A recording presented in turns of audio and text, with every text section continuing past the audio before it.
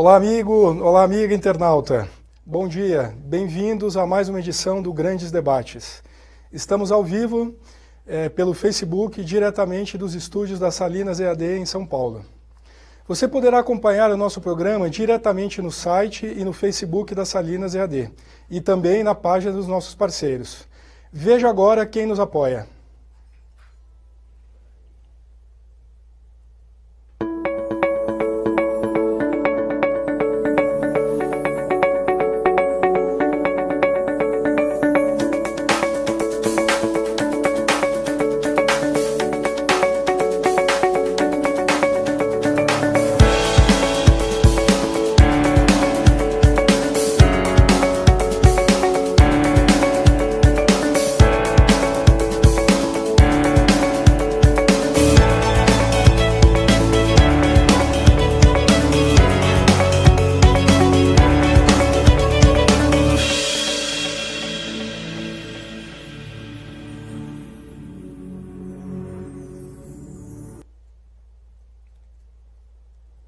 Você que nos assiste e gostaria de apoiar o nosso programa, os nossos debates, entre em contato com a produção da Salinas no telefone que está na tela ou através do e-mail salinasead@gmail.com.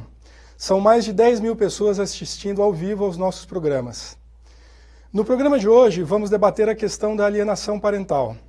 Na sua opinião, a alienação parental é um mito ou uma realidade? Antes de darmos início ao programa, entre na fanpage da Salinas EAD, em nosso chat, e registre sua opinião. Ela é muito importante para nós. Você também poderá enviar perguntas diretamente através do nosso WhatsApp, DDD 11 9592 61045. Sua participação é muito importante. Você que gostaria de nos ajudar a debater a questão da alienação parental,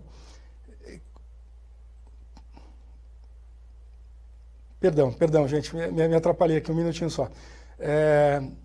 Você que gostaria de nos ajudar a debater a questão da alienação parental, envie perguntas pelo Facebook ou através do nosso WhatsApp. Nossos convidados de hoje são a doutora Fernanda Pernambuco, juíza titular da Terceira Vara de Famílias e Sucessões de Santo André, doutor Murilo Andrade, advogado criminal e professor universitário, e doutora Liliane Santi, psicóloga jurídica. Vamos dar início ao debate.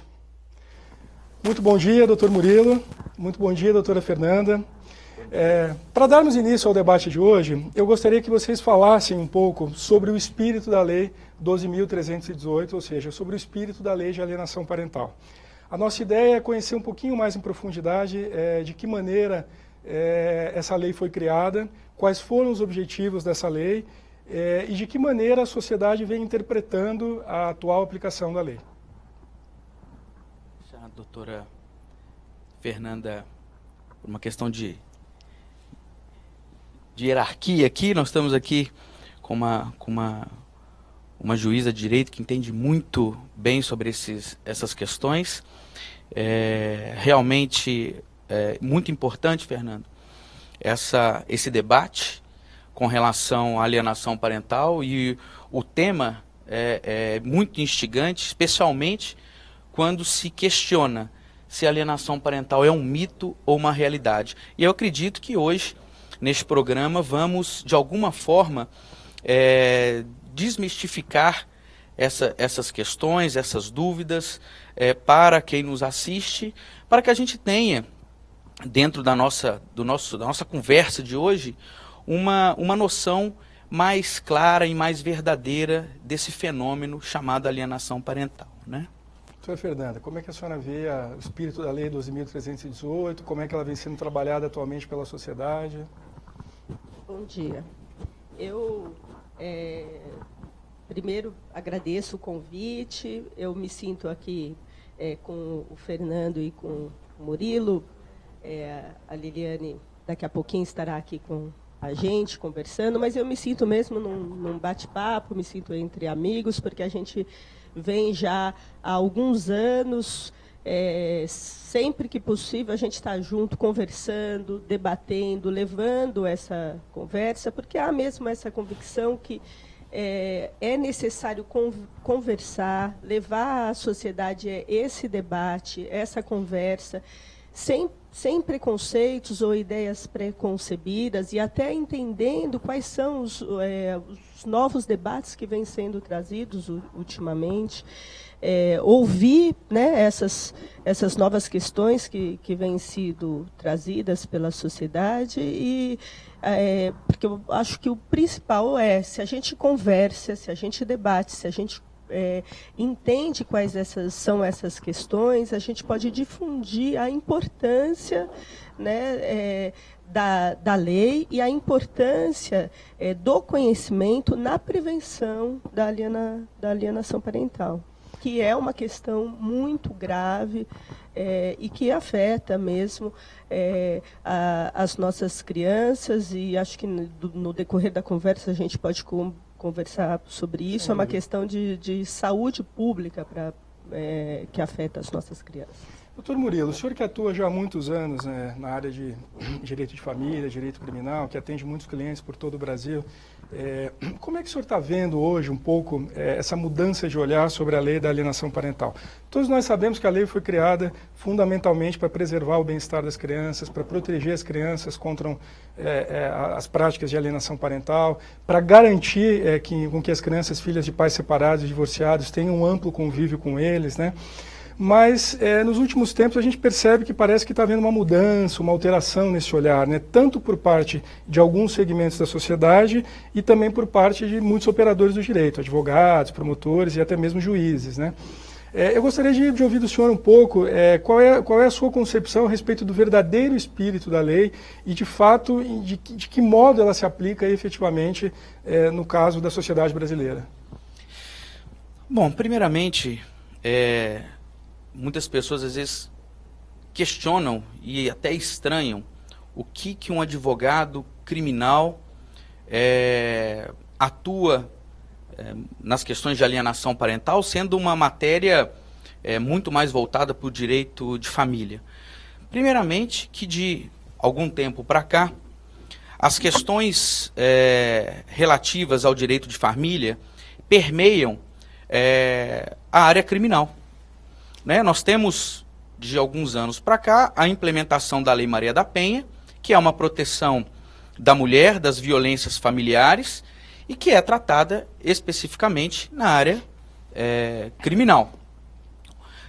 Os conflitos familiares, pós-ruptura também conjugal, vêm acirrando nas separações e caminhando muito para a área criminal, né?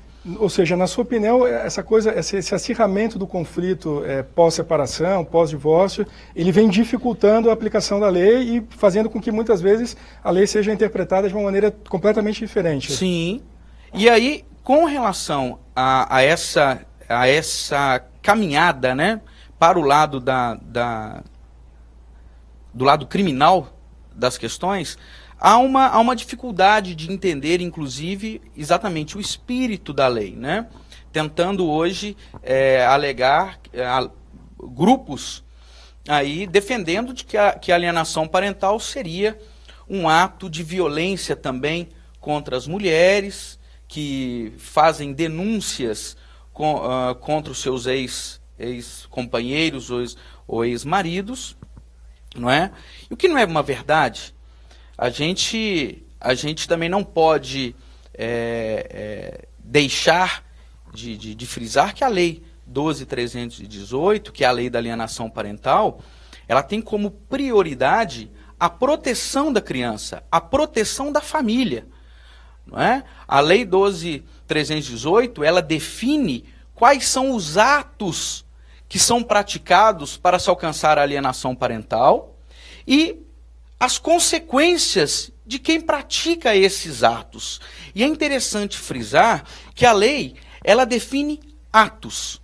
Ela não coloca especificamente que para se caracterizar a alienação parental, há necessariamente que tenha uma consequência. Okay. O simples ato de dificultar a convivência de um dos genitores com o filho já pode ser considerado alienação parental. Na sua experiência, doutor, o que é mais comum? Os atos ou efetivamente uma síndrome jamais consolidada, jamais instalada nas crianças? Na sua experiência, o que o senhor vê no dia a dia? Bom, no nosso dia a dia, a gente consegue visualizar desde a dificuldade inicial ali, pós-ruptura, dessa convivência de um dos genitores com os filhos, até uma repulsa da criança contra um dos genitores. E aí a gente tem que fazer um divisor aqui, que é justamente isso. Os atos de alienação parental, que são especificados na legislação, eles vão se agravando.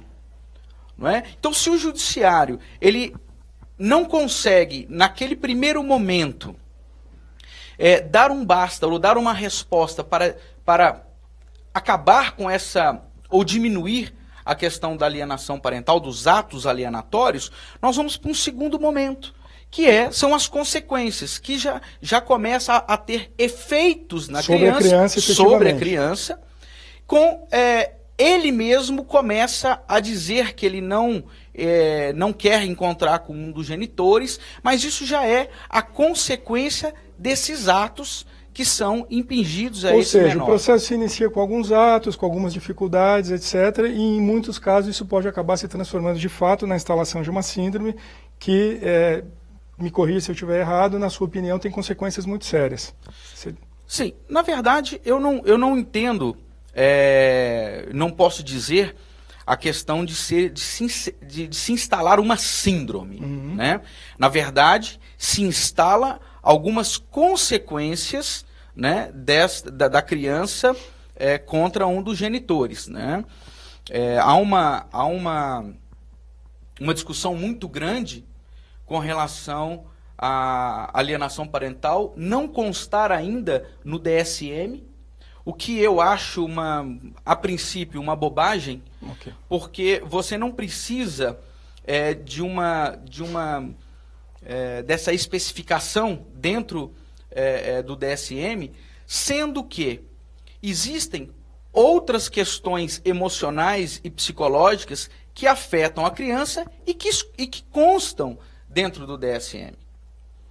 Doutora Fernanda, como é que a senhora vê os operadores do direito em geral, advogados, promotores, assistentes sociais, psicólogos, eles estão preparados para lidar com essa questão? Eles compreendem o que de fato é a diferença entre um ato alienatório e uma eventual síndrome? Eles possuem conhecimentos mais aprofundados desse fenômeno quando realizam seus trabalhos no âmbito do judiciário? Penso que é um processo, penso que já estamos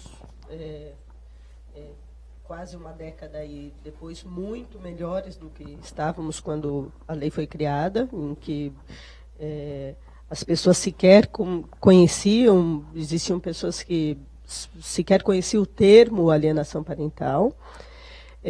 Agora, por outro lado, nós estamos no momento em que também acho que ficamos no momento em que se usa o termo erroneamente até.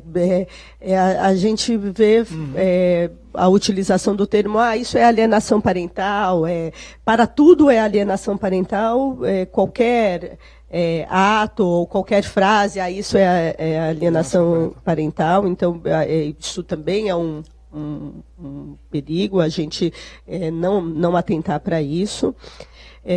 Acho que existe ainda uma falta de preparo dos operadores em geral, mas comparando, porque é o que eu falei, é um processo e dentro do direito a gente sabe que tudo caminha mais lentamente. As mudanças, né, na sociedade sempre vem mais rápido e depois o direito vai reagindo. Então, eu acho que já existe uma conscientização maior, mas o nosso problema é que o processo reage mais lentamente. Então, as nossas regras jurídicas são lentas. Acabam levando mais tempo. A reação no processo, quando vem uma denúncia de alienação, até haver uma intimação, etc. Então, todo esse trâmite, vou dar um exemplo, se a gente determinar, vamos realizar então um estudo psicossocial para realmente constatar se esses fatos alegados estão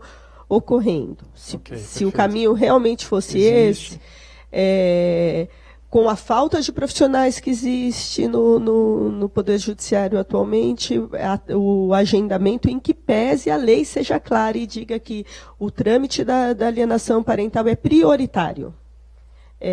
Isso demoraria pelo menos 1 ano.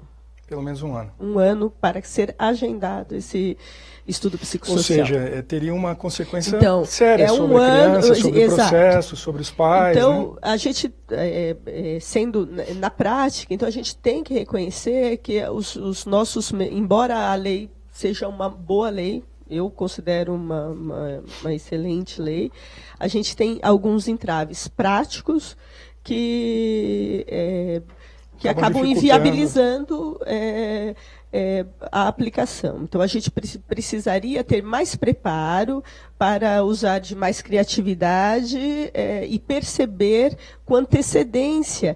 É isso que o doutor Murilo falou. Existe, eu até às vezes uso, né, por analogia, eu falo, a lei, ela não é que ela prevê os atos de alienação parental só por prever. Ela prevê, porque ela foi uma lei que ela se utilizou de toda uma pesquisa científica estrangeira, ela se utilizou de toda uma pesquisa, não só do professor Richard Gardner, mas também de outros pesquisadores, né, que estudaram o que era alienação parental, quais eram as consequências e quais eram os indícios, como que começava. E daí a nossa lei é uma lei realmente muito boa. E daí, se a gente for prestar atenção, e quem começa a estudar a matéria, eu falo, é receita de bolo. Sim. Se você prestar atenção, está ali aquela sementinha. Nossa, olha, foi lá e falou que a criança, olha, está com febre hoje, não vai poder ir. Se acontecer isso 3 vezes, é a receita de bolo, que na próxima vez vai falar que voltou machucada. Por exemplo, estou dando um exemplo genérico, mas são coisas que, se você for lá nos itens da lei, aquilo a gente fala que é receita de bolo, mas não é por nada. É porque aqueles itens que estão especificados na lei de alienação parental estão fundamentados em toda uma pesquisa de como ocorrem os atos de alienação parental e que eles vão num crescente. Se a gente não conseguir preveni-los, e já perceber no começo, então, e já dar de imediato as consequências, perceber, olha, 2 vezes não deixou, vamos advertir? Sim. Vamos chamar para uma advertência? É verdade, a lei complementando aqui, é verdade. Ela é uma lei excelente. Ela foi pensada em todos os detalhes, né, doutora Fernanda? E ela é gradativa. Então, se um dos genitores ele começa a dificultar, tem advertência. Falou, opa, pera aí um pouquinho. Você está sendo advertido para que isso não se... Ou seja, há mecanismos para que a alienação seja brecada ou para que ela não avance, né?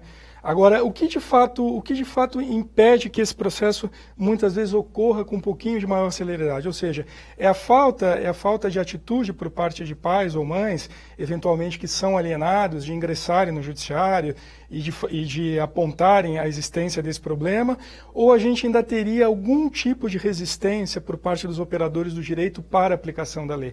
Essa é uma questão que eu gostaria de salientar novamente com vocês, porque alguns estudos recentes, estudos nacionais, né, feitos por pesquisadores brasileiros, apontam justamente isso, ou seja, dentro do judiciário há alguns segmentos de operadores, de juízes, de promotores e de assistentes que não acreditam, que acham que a questão da alienação parental é de difícil comprovação, que muitas vezes não é muito bem isso que ocorre, que a criança acaba tendo outros tipos de comportamento que são naturais e não podem ser caracterizados como alienação parental. Por outro lado, a gente também vê tanto homens e mulheres como vítimas desse processo, né? Além da criança ser o principal afetado, a gente também tem aí as famílias, os pais e mães biológicos dessas crianças que também são muito afetados, né? O que está faltando, né? Qual é o ponto aí que não está encaixando entre sociedade e judiciário com relação ao entendimento dessa questão da alienação parental? Difícil a pergunta, né? Eu acho que é uma boa pergunta e é uma pergunta para a gente refletir diariamente, porque não é uma pergunta com uma única resposta. Eu vejo que existem vários pontos. Um deles é que logo no início existe uma tentativa também de não querer entrar em litígio. Então, talvez não se perceba a dimensão que aquilo vai ter. Ok. Então, acho que não se quer tomar aquela providência. Se acaba não entrando imediatamente em litígio. O que cá entre nós é uma boa atitude inicialmente, né? Porque acho que convém preservar sempre a criança, buscar minimizar conflitos, principalmente conflitos que envolvam o judiciário e outras pessoas. Sim, só que daí vem a pergunta, né? E essa é uma pergunta que eu acho muito pertinente, é uma pergunta muito triste. O que vem primeiro, né? Alienação parental ou abandono afetivo? Porque a gente também tem uma cultura em que daí a gente vai falar dos pais mesmo, Okay. Também vou cutucar a ferida do mesmo jeito que o doutor Murilo falou, né, da violência doméstica e dessa inversão que às vezes há mesmo de se confundir a violência contra a mulher e dizer que não deixar ver as crianças seria uma forma de preservação e não de alienação. É uma confusão, né? A gente tem que separar as caixinhas da conjugalidade e da parentalidade. Mas também existe uma questão que, havendo esse impedimento inicial, e há esse impedimento inicial, né? Às vezes por vingança, por mágoa, etc. E não havendo essa insistência, e não havendo mecanismos de corrigir isso, ou de mediação, ou mecanismos alternativos no judiciário para que haja esse consenso, o que acaba ocorrendo é que os homens reconstituem famílias e acabam tendo outros filhos, e esses filhos ficam sem pai mesmo, ficam abandonados afetivamente. E daí a gente vê mulheres que vão daí procurar pedir, daí vem na forma do quê? De pedido de ajuda material, pedido de ajuda de alimentos, mas o que está muitas vezes por trás é que o filho pede que o pai vá visitar. Daí vai visitar, vai conviver, né? Porque eu não gosto desse termo visita, eu sempre falo pai, não é visita. Mas então o que vem primeiro, né? A alienação parental ou o abandono afetivo? Então é muito importante a gente combater a alienação, a gente advertir logo de início, explicar que, olha, não pode impedir, tem que permitir, mesmo diante de uma recusa inicial da criança, até porque a criança precisa, às vezes, tomar partido, mas explicar e falar, olha, não é sua função tomar partido, fique tranquilo, vá tranquilo, amenizar o conflito, né? Amenizar, exatamente, porque isto vai, muitas vezes, impedir esse abandono afetivo que acabou ocorrendo. Então, Murilo, tá chegando aqui via WhatsApp algumas perguntas para a gente, já queria passar para vocês, afinal de contas, né?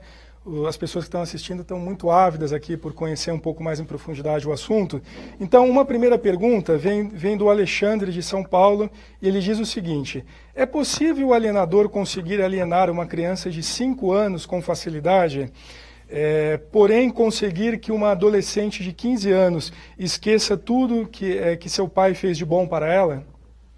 Uma primeira pergunta que eu coloco para vocês, tá? Estão chegando muitas outras perguntas. Eu acho que isso é uma questão muito mais a forma de alienar, aí são vários fatores. Primeiro que nós temos que entender a intensidade desta alienação. Se for uma alienação mais agressiva, talvez ela tenha um resultado mais visível, né? Por exemplo, uma criança de 5 anos, até porque, pela própria idade da criança, ela será mais suscetível a essa intervenção psicológica de um dos genitores. Perfeito. Agora, eu acredito, aí precisaríamos de um profissional... Avaliar um pouco mais a profundidade. Um pouco mais a profundidade. Mas assim, aí eu vou pensar, eu não sei se uma criança de 15 anos de idade, que viveu de forma harmônica com esse pai, que construiu uma história com esse pai, né? Uma história aí de afeto, de consolidação afetiva, com 15 anos de idade ela consiga, de alguma forma, esquecer toda essa história de vida, essa relação. Eu acho difícil. Então nós temos aqui dois fatores. A questão de uma criança ou um adolescente com 15 anos de idade, o que eu acho que é um pouco mais difícil, mas diante da alienação eu não digo que nada é impossível. E nós temos o outro lado, que é a questão de uma criança de 5 anos de idade, que eu acho que seria mais suscetível a essas intervenções da alienação parental. Mais vulnerável, mais vulnerável. E só para complementar aqui, poderia deixar também de complementar aqui ao que a doutora Fernanda disse, que é verdade, a questão do abandono afetivo. Tem muitos pais e mães que realmente abandonam seus filhos, mas existe o abandono afetivo que foi realizado não pela vontade desses genitores, que foi em função justamente do que você disse, que a gente não sabe qual que é o primeiro, quem veio primeiro, o abandono ou a alienação. Então, muitas vezes, os genitores, eles acabam por abandonando mesmo essa criança, porque eles não suportam ou não conseguem conviver com os filhos de forma harmônica. Ou porque não sabem nem se não estão fazendo mais mal do que bem, de tanto conflito que aquilo acaba gerando. Essa questão do abandono é uma questão muito séria, né? A gente sabe que de fato ela existe, não adianta querer tapar o sol com a peneira, achar que o problema não existe. Ela ocorre fundamentalmente por parte dos homens, né? É muito mais comum a gente ver homens abandonando seus filhos, mas ela também ocorre no caso de muitas mulheres. Mas nós vamos entender isso, até porque na nossa sociedade, ainda hoje nós estamos passando por uma transformação de família, de entidade familiar, mas a questão da alienação ela é concreta. Com a alienação ocorre o abandono afetivo. Agora, não podemos deixar também de falar que muitos pais vêm sendo impedidos e são acusados depois de abandonar afetivamente os filhos. Doutora Fernanda, eu queria pedir só um minutinho. Eu gostaria de chamar a doutora Liliane Santi, psicóloga jurídica, que acabou de chegar. Doutora Liliane, seja bem-vinda. Muito bom dia.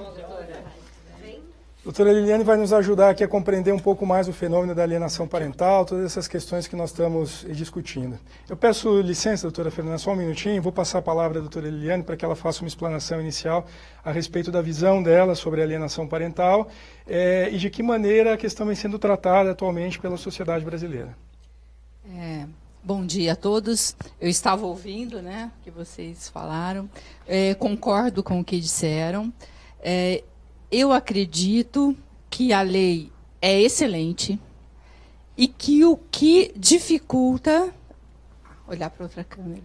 O que dificulta é a confusão, eu acho que às vezes até proposital, das pessoas misturarem atos com síndrome.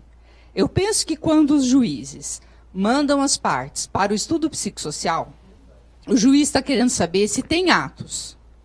E aí faz toda uma confusão para se identificar síndrome, que, como bem disse o Dr. Murilo, não está no DSM-5 e nem precisa. Inclusive, eu, particularmente, estou abolindo essa palavra dos meus documentos. Eu coloco sintomas. Então, nós temos que primeiro identificar. Tem atos. A mãe dificulta.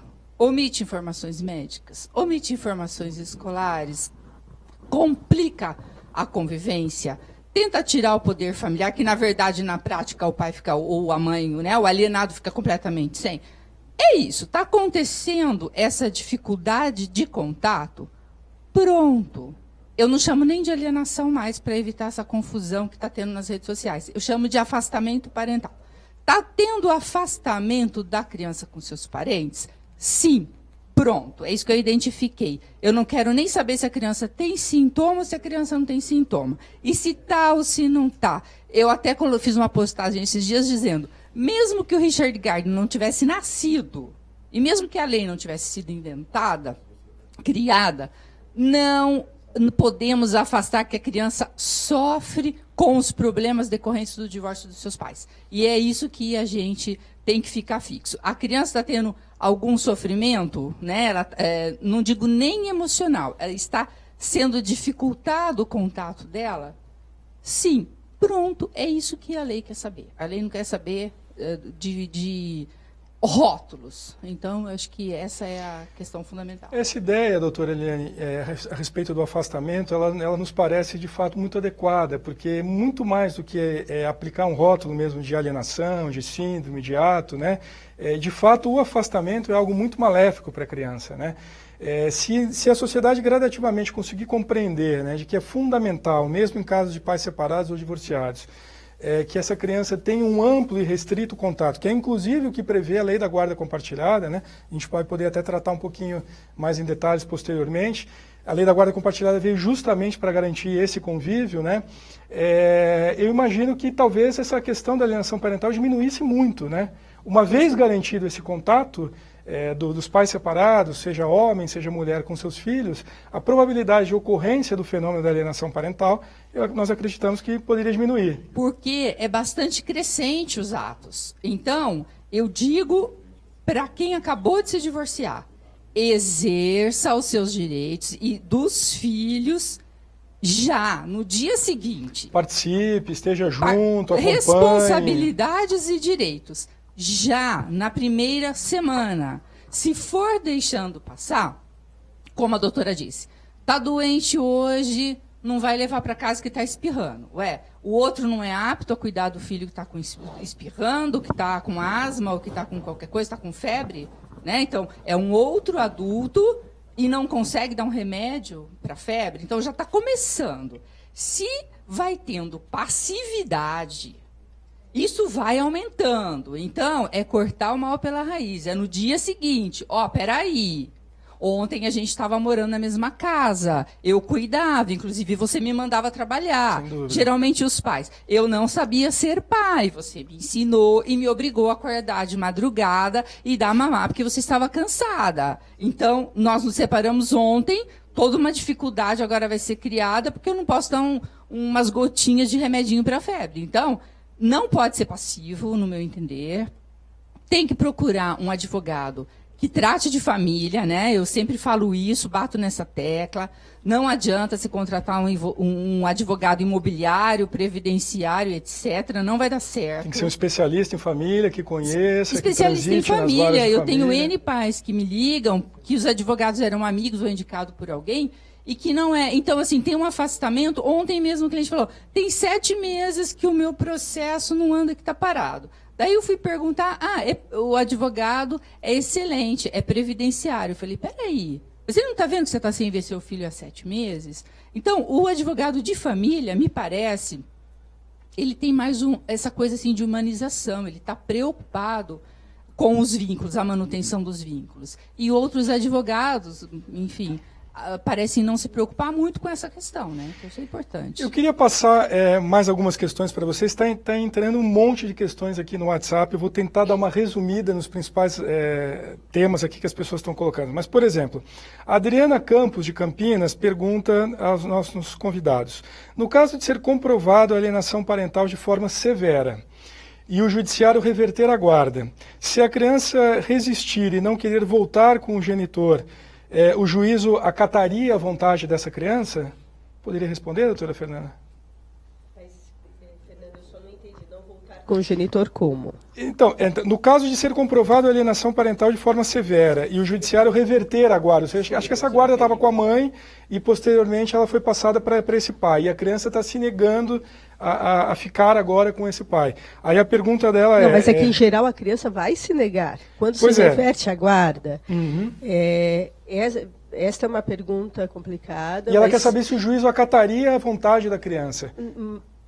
Se a criança manifestar que não quer ficar com o pai. É uma pergunta ótima, mas eu tenho que falar que eu sempre respondo. É uma pergunta que os pais fazem, não só na questão da reversão de guarda. Okay. Principalmente crianças pequenas, sempre os pais falam, não, mas nós vamos, olha, a gente faz a vontade da criança. Isso cada vez está mais comum a gente ouvir. Vem os pais lá, às vezes até em processos que não tem tanto litígio. Não, a gente quer aqui fazer um acordo, mas é assim, a gente vai fazer a vontade do Juninho. Eu falo, olha, se fosse para fazer a vontade do Juninho, não precisava de Estatuto da Criança e do Adolescente. É verdade. Não existe isso, não existe. Em alguns casos, a gente leva em consideração, é um dos fatores, vai ser a vontade do seu filho. Mas, preponderantemente, quem vai ter que determinar o que é o melhor para o filho são os senhores. Porque, veja só, se o meu filho fala que quer ficar assistindo TV, o desenho que ele gosta, a noite inteira, ele vai ficar assistindo? Se ele falar que ele não quer ir na escola porque não quer ir, ele não vai. Se ele falar que o gosto do antibiótico é ruim e o pediatra mandou tomar, ele não vai tomar. Então, nós, pais, somos responsáveis por algumas coisas. Então, tem algumas coisas que podem não ser boas e a gente vai ter que ser pais. E ser pai é isso. Ser mãe é isso. Então, essas explicações são necessárias, inclusive, em casos, eu estou dizendo, mais simples, que os pais estão lá falando, não, mas a gente queria colocar que é de acordo com a vontade dele. O que ele quiser, a gente vai fazer. Não é o que ele quiser, a gente vai fazer. Não tem como. Toda e qualquer criança tem uma necessidade, e lógico, necessita de... Isto. E que esta autonomia, lógico que vai ser gradativa. E que tem que ser indo...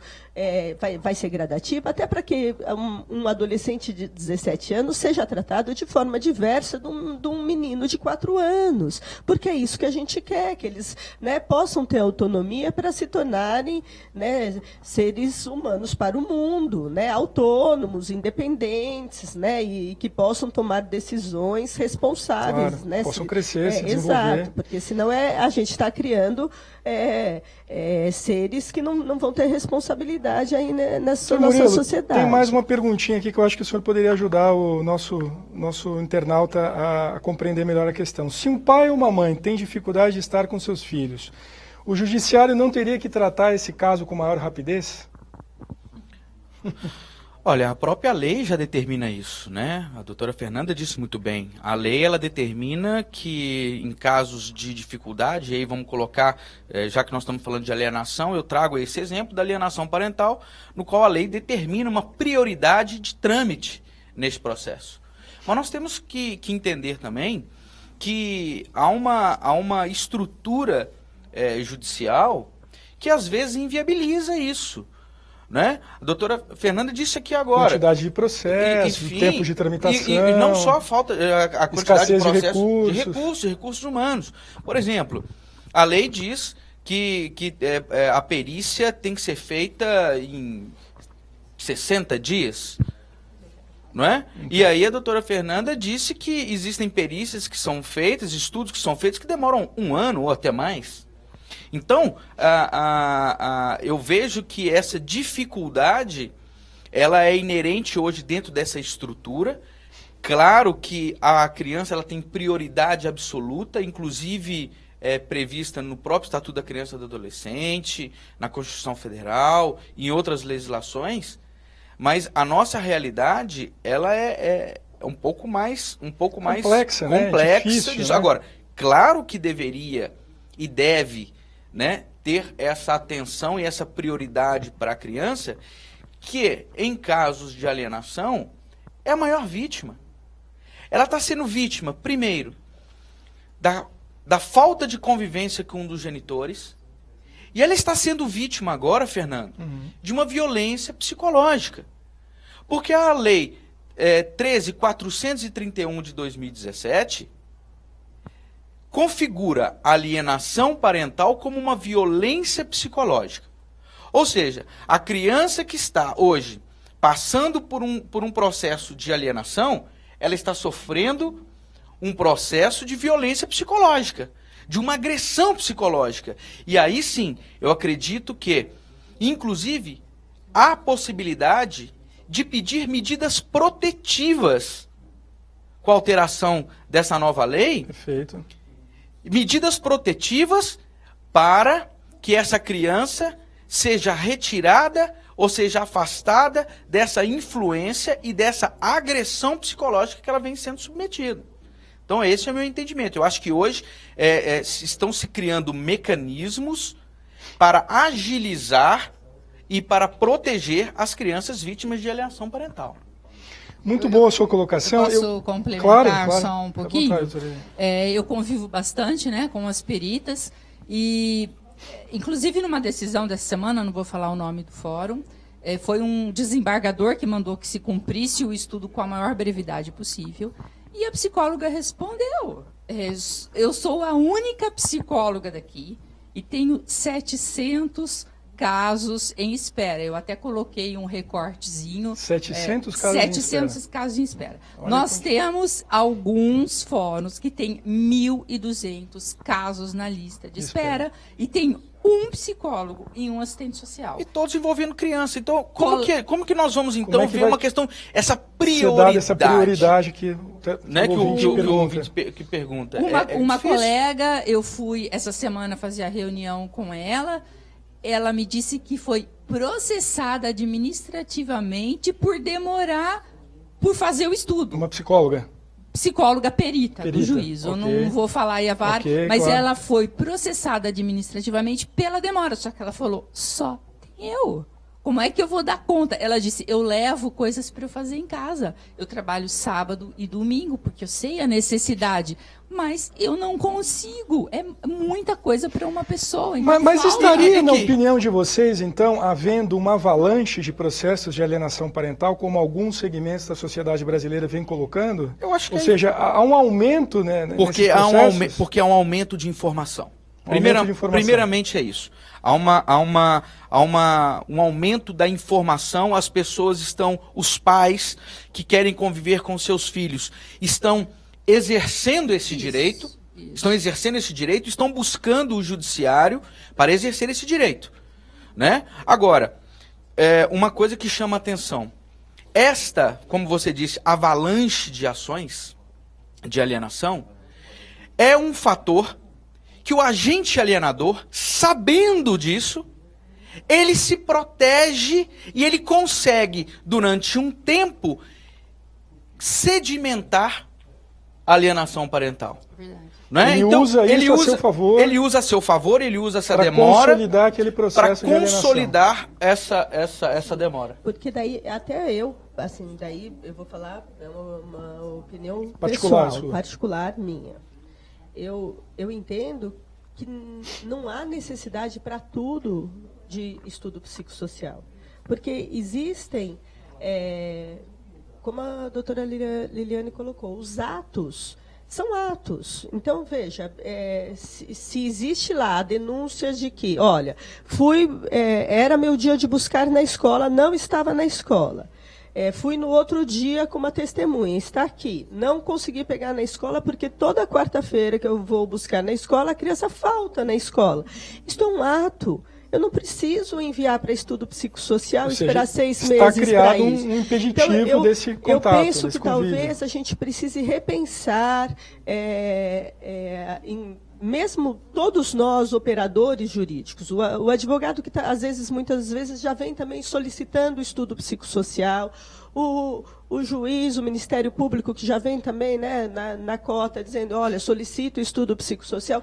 Nós temos que repensar e já colocar, já determinar, olha, ou chamar para uma audiência, tudo daí a gente tem a questão das pautas de audiência, ou então já determinar, olha, advertência, se não estiver, já determinar multa. Então, a gente tem outros mecanismos na lei que devem ser utilizados imediatamente, justamente para que a demora do procedimento que existe, ou as nossas mazelas que existem, possam ser minimizadas. não possam ser aliadas do alienador.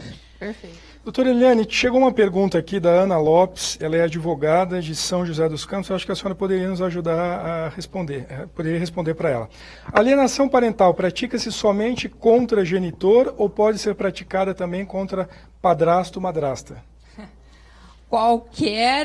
Eu não vou nem dizer adulto, eu vou dizer qualquer pessoa com um pouco mais de idade que a criança. Porque eu tenho visto alienação cometida pelo irmão mais velho. Então, assim, tem o irmão de 15, a criança de 7. O irmão de 15 fala para não ir. E o irmão, por estar muito junto com a criança, ela interfere muito mais neste caso específico, que a mãe da criança, a mãe até fala para ir, mas o mais velho de 15 que não quer, porque teve uma discussão com o pai, ele é que faz a alienação. Então, Ana, por todos adultos, madrasta, padrasto, avô, madrinha, tio, inclusive padrinho. Eu estou trabalhando num caso que o problema é o padrinho. Olha, um terceiro lá longe, é ele quem comete. Então, assim, qualquer pessoa que influencie a criança, mesmo um pouquinho mais velho, sendo um irmão, já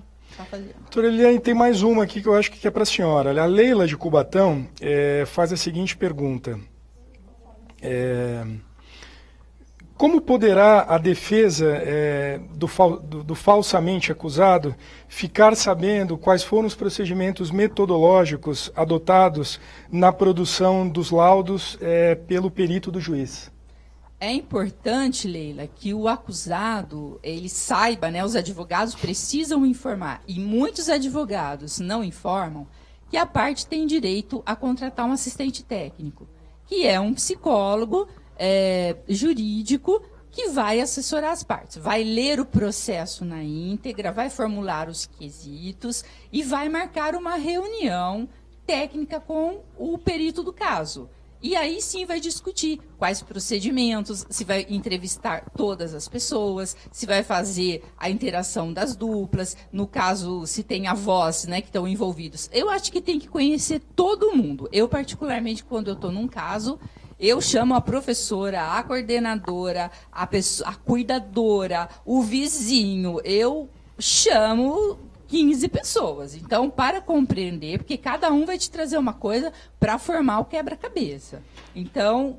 Liliane, ela acrescenta mais uma dúvida aqui, onde ela diz o seguinte, né? Gostaria que você esclarecesse se isso está correto ou não. Segundo ela, a resolução 008 de 2010 do Conselho Federal de Psicologia determina que o psicólogo assistente técnico não deva estar presente durante a realização dos procedimentos metodológicos para que não haja interferência na dinâmica. Isso de fato ocorre? Isso é uma resolução que causa um problema imenso para nós, porque, me corrijam aí os doutores, eu acho que no artigo 466 do novo CPC, diz que o perito do caso deve informar ao assistente técnico com 5 dias de antecedência quando vai acontecer os estudos. Então, a lei diz que sim, a lei diz que deve, que o perito deve. Daí vem a resolução de um conselho federal de psicologia, que eu entendo que é menos do que uma lei, vai lá e faz valer isso. E agora nós temos ainda um provimento, uma regulamentação, não sei como é que é o nome disso, que saiu do Fórum da João Mendes, em que estão proibindo. Então, fica confuso, porque principalmente dos fóruns de São Paulo. Eles usam isso agora em Minas também, né? Eles usam isso, que o assistente técnico não pode mais estar presente. Então, fica difícil, porque você não consegue saber se a pessoa, principalmente em casos de abuso, se o entrevistador perito, se ele está sugestionando aquela criança, se ele está aplicando um teste adequadamente, se na entrevista ele está agindo corretamente, não dá para o assistente técnico saber, porque fica impedido de entrar. Talvez a solução fosse pedir a gravação, né? Que hoje em dia a solução fosse pedir a gravação, daí a gente dá para sair pela tangente. A maioria dos juízes negam. E aí, o que acontece, quem quer mesmo que aconteça, vai agravar da decisão, daí vira aquela confusão e a demora ainda mais. Então, assim, as pessoas preferem não pedir o direito para não ter a demora. Mas exatamente, essa questão. Se há um dispositivo legal e há uma inobservância de um juiz, vamos dizer assim, eu acho que aí... infelizmente, nós temos que agir dentro da lei. Tem que recorrer, Murilo, só que daí a gente está dizendo, a gente tem um problema bem maior, porque a gente também tem uma resolução do Conselho de Psicologia. Veja, né? Então eu acho que o Conselho primeiro tem que se movimentar dentro do Conselho para que todo mundo fale a mesma língua. O Conselho também entenda a importância, a necessidade da presença do do assistente, ou ao menos o acesso à informação, né? Pelo menos o acesso à informação. E vai depender também vai depender de cada juiz. Porque tem juiz que determina que vai e mas tem resolução. Não interessa. Tem um assistente social, o direito, inclusive, do contraditório, um princípio do contraditório e da ampla defesa. Estou determinando que a assistente técnica vai participar e ponto. E tem juízes que não. Então, nós não temos uma receita pronta, porque aquele chavão é verdade. Cada caso é um caso, cada situação é uma, cada juiz, cada promotor, cada processo ali tem as suas... peculiaridades, exatamente, particularidades. As suas particularidades, e que isso não é o que deu certo para um caso, não necessariamente vai dar certo para outro caso. Mas nós temos que ser combativos, nós temos que buscar realmente, dentro das nossas possibilidades, sempre ter em vista prioridade à criança. Uma outra pergunta que está chegando aqui, eu não vou falar o nome específico de quem mandou, mas nós estamos recebendo muitas perguntas. De fato, realmente, a quantidade está sendo enorme aqui. Acho que é um bom sinal, né, que todos estão interessados no tema e que nós temos grandes convidados aqui. Ficamos muito felizes aí com essa audiência que estamos tendo. Mas uma pergunta muito comum aqui das pessoas que estão assistindo é a seguinte. Uma vez detectada a presença de uma alienação parental severa e tendo em vista todas essas colocações que vocês fizeram a respeito de alguns impeditivos, por exemplo, que o Conselho Federal de Psicologia cria, de alguns juízes que muitas vezes não acreditam na existência da alienação parental, na produção de laudos muitas vezes não adaptados, não adequados à detecção de fato do problema, qual seria a saída, né?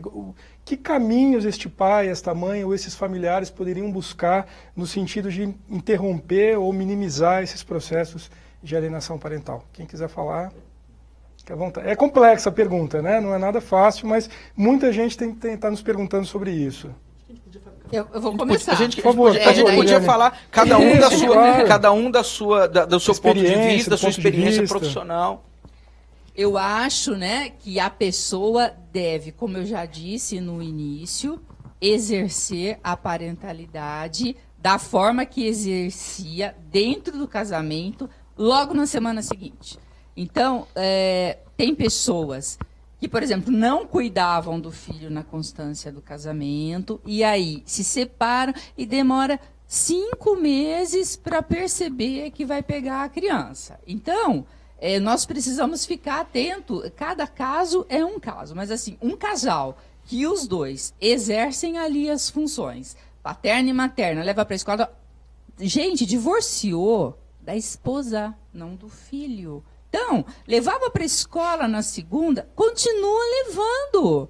Na terça, levava para o judô, vai pegar na terça. Ninguém se separou do filho. O filho não foi lá se divorciar do pai. Então, na minha opinião, se separou, continua no dia seguinte com as mesmas funções que exercia no dia anterior, dentro do casamento, que eu acho que vai dar certo, não precisava nem recorrer. Mas é possível, Liliane, muitas vezes já não se ocorre um impeditivo de não poder ter contato, de não poder ter acesso na escola, na casa onde a criança está residindo agora, após a separação. Os pais confundem muito o acesso na escola com entrar e querer ver o filho e querer beijar e tirar a criança de dentro da escola. Gente, não é isso. A escola vai prestar informações. E o pai, como qualquer pai, casado, ele vai chegar na porta e entregar a criança. O que os pais dizem que são impedidos na escola, muitas vezes, é que eles querem, em qualquer horário, tirar a criança da sala, ficar beijando e fazendo foto. Então, vamos separar. Existem os impeditivos, Fernando, na constância do casamento. Perfeito, quando está no final do casamento, já começa isso daí. Mas a pessoa precisa, ainda dentro, falar para a pessoa ser firme, aquilo que eu disse, não ser passivo. Peraí, nós estamos separando, está tendo uma briga, mas a criança não pode ficar no meio disso, precisa conversar. Então, o casal precisa, na constância do casamento final, começou a ir para o divórcio, sentar, né? Afinal de contas, foram casados até ali, existe uma história de vida, ou se não tem a história, se é um relacionamento que a pessoa engravidou às vezes de uma noite só, peraí, vamos separar as coisas. com a criança. Chama um mediador, conversa, sei lá, procura Sejusc para fazer uma mediação, ou vai num psicólogo particular. Alguém precisa mediar esse casal para separar isso. Doutor Murilo, como é que o senhor vê?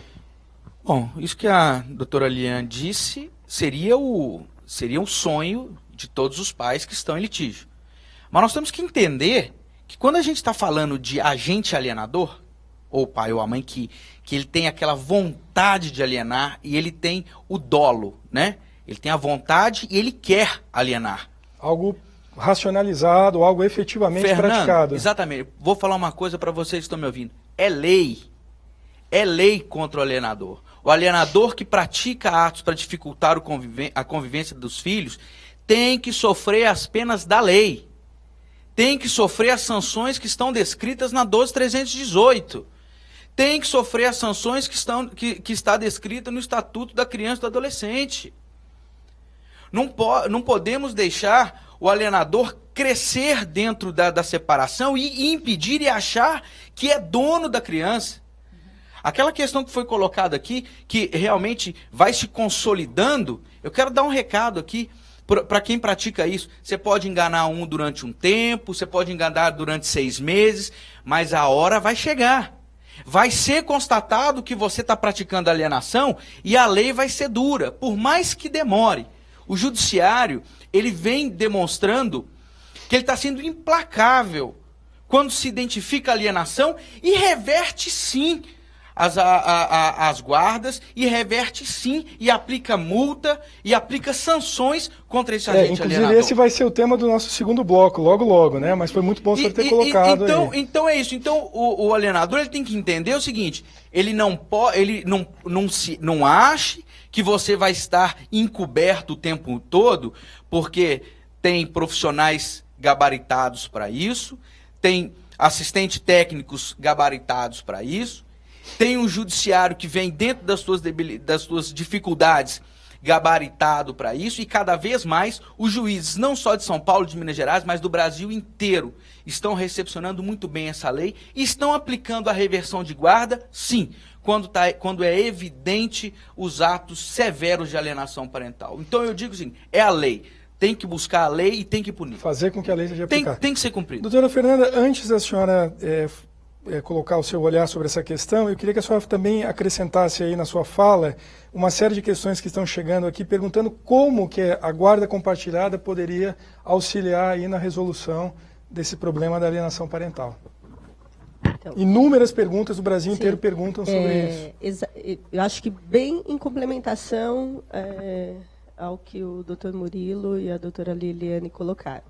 Porque a doutora Liliane falou, no dia seguinte já se deveria continuar a conviver a rotina com a criança. Eu vou até além, né, porque existem realmente algumas dinâmicas em algumas famílias em que os pais não participam mesmo. Eu falo os pais porque a gente está numa sociedade que está mudando muito dinamicamente quanto à participação do pai e da mãe dentro da casa, do homem e da mulher dentro da casa, mas a gente ainda tem, na maioria das vezes, a maior participação nas atividades dos filhos das mulheres.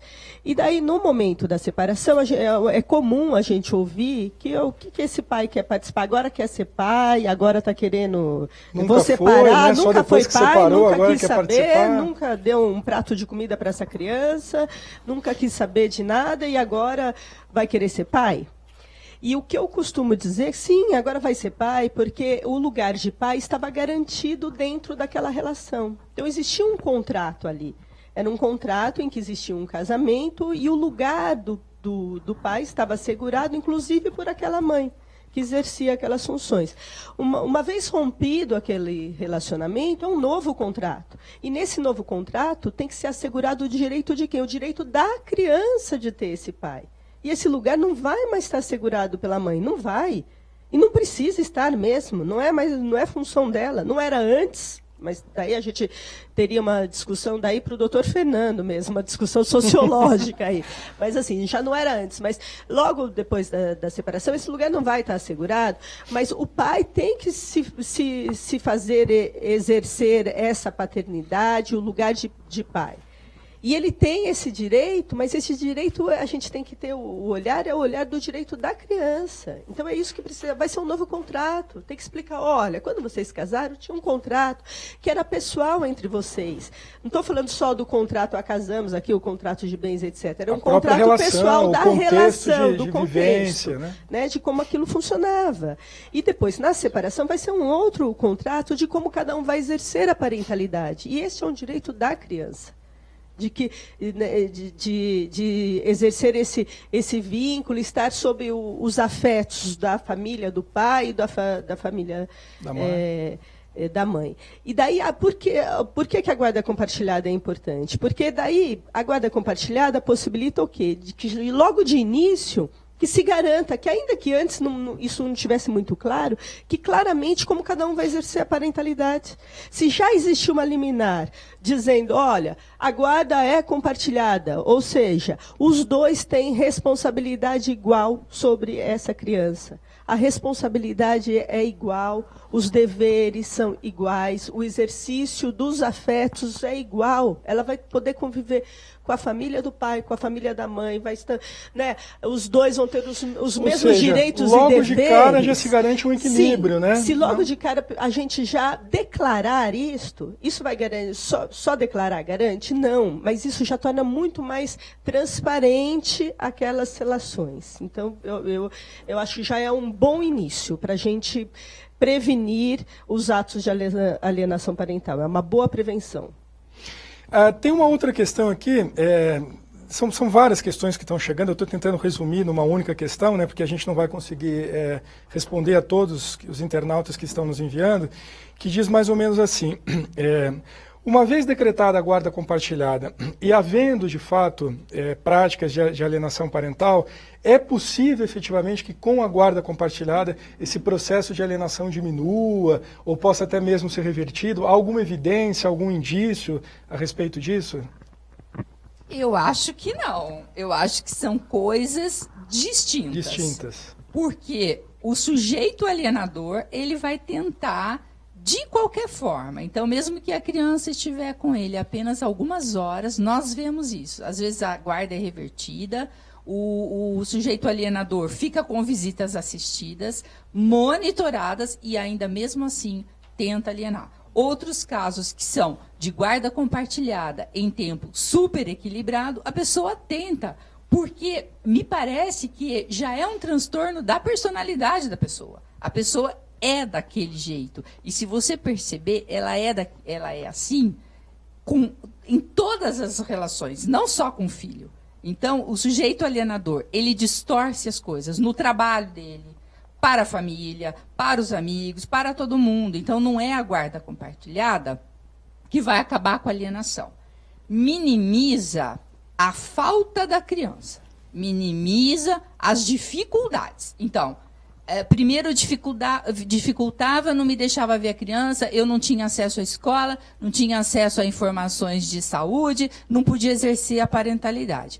Com a guarda compartilhada, posso, pelo menos 50% do tempo eu posso. Então, ou seja, amplia o convívio, amplia o contato, né? Sim, mas não melhora necessariamente nesse sentido, mas resolve o problema da alienação. Contra o pensamento do outro, a influência do outro, não tem jeito, mas mesmo quando casado, né? A pessoa vive uma situação de casamento onde o outro influencia o filho. Seu pai é vagabundo, seu pai não faz nada, seu pai fica deitado me pedindo o prato de comida, seu pai está me pedindo a toalha. Então, isso já existe na constância do casamento.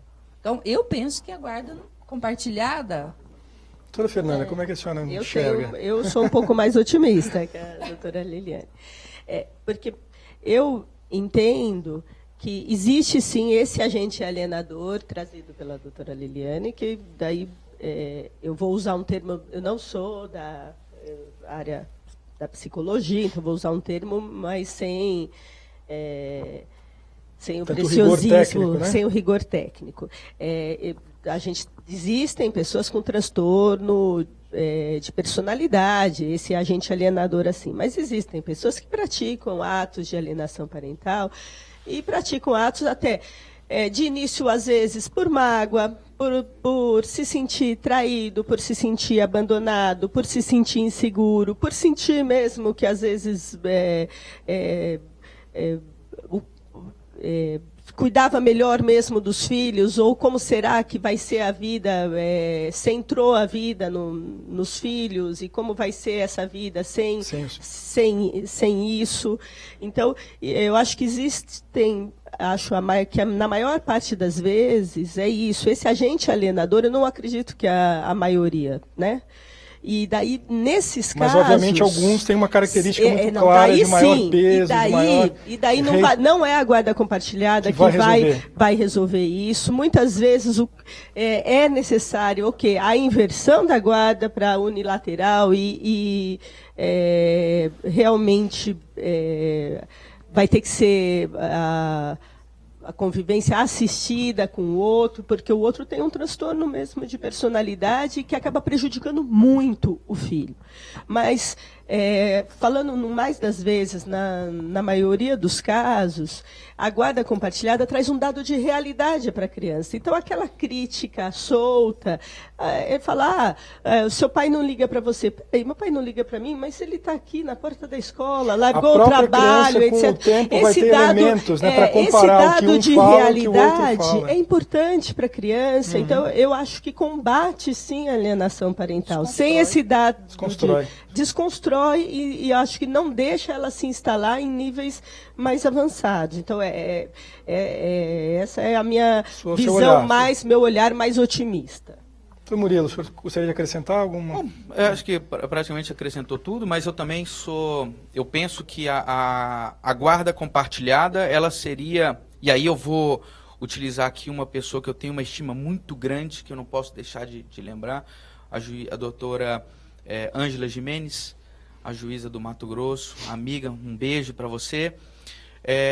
Ela diz que a guarda compartilhada é um antídoto da alienação parental. É uma forma também de enfraquecer aqueles atos, né, diários de construção de uma imagem ruim de um dos genitores. E essa convivência mais próxima desconstrói o que essa criança efetivamente esteja ouvindo de forma negativa de um dos genitores. Mais do que isso, a questão da guarda compartilhada é um direito de convivência dessa criança de forma equilibrada com os seus pais. Acredito mais que a guarda compartilhada ela é benéfica para o psicológico da criança, talvez a doutora possa explicar um pouco melhor, até porque ela vai conviver com os dois genitores, ele vai adquirir as questões morais e sociais de cada um. No Observatório da Guarda Compartilhada nós chamamos isso de patrimônio cultural, sim, né? Um patrimônio social, cultural.